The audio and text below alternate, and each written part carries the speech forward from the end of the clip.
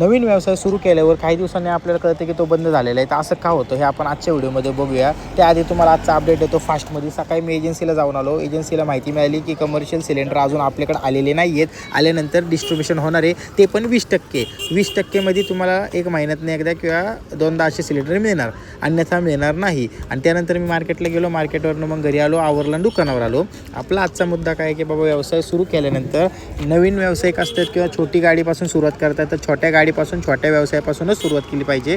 पण ते बंद का होतात? तर पहिली गोष्ट, आता समजा आपण एक फूडचा बिझनेस बघूया की फूड बिझनेसमध्ये तुम्ही पावभाजीचा स्टॉल चालू केलेला आहे आणि तो स्टॉल तुमचा 3 महिने 4 महिने चालल्यानंतर तुम्ही बंद केला किंवा बंद व्हायच्या मार्गावर आहे असं तुम्हाला वाटते. असं होण्याचं सगळ्यात महत्त्वाचं कारण काय माहिती आहे का?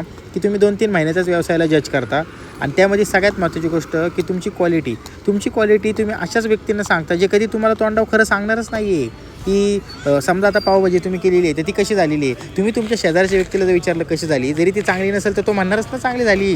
तर तुमचे आणि त्यांचे संबंध का खराब करेल?